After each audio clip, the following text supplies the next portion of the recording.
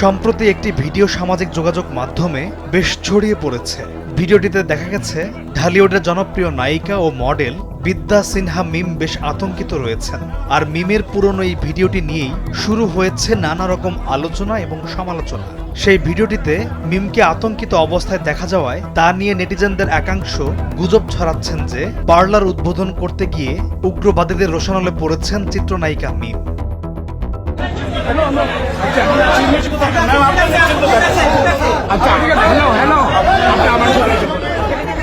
সামাজিক যোগাযোগ মাধ্যমে এমন শোরগোলের বিষয় নিয়ে সম্প্রতি মুখ খুলেছেন মিম।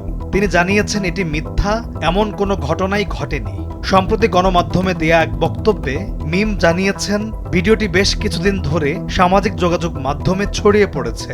এতে ভুল বার্তা ছড়ানোর মাধ্যমে বোঝানোর চেষ্টা করা হচ্ছে যে মিম মবের শিকার হয়েছেন।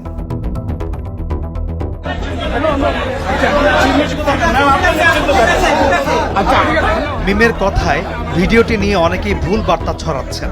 আমি মবের শিকার, আমাকে উদ্বোধনে বাধা দেওয়া হয়েছে, আসলে তেমন কোনো কিছুই আমার সঙ্গে ঘটেনি। মিম বলেছেন, আমি সব জায়গাতেই ভক্তদের ভালোবাসা পেয়েছি, তবে 2 মাস আগে একটি জুয়েলারির শোরুম উদ্বোধন করতে গিয়ে ভয়ে আতঙ্কিত হয়েছিলাম, আর সেই ভিডিও হচ্ছে এটি।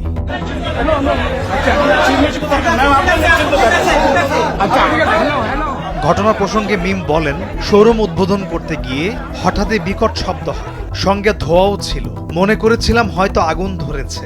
মূলত সেটি ছিল একটি ক্যামেরার বিস্ফোরণের শব্দ। তারপর সেখান থেকে আগুন লাগার গুজবে অনেকেই ভয় পেয়ে যান।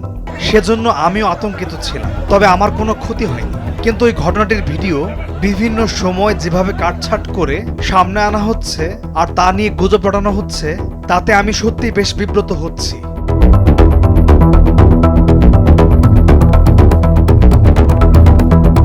সেই ঘটনার ভিডিও বর্তমানে মবের শিকার বলে চালিয়ে দেয়ায় বেশ বিরক্ত এই অভিনেত্রী। এ নিয়ে যারা গুজব রটাচ্ছে তাদের প্রতিও চরম ক্ষোভ প্রকাশ করেন চিত্রনায়িকা মিম।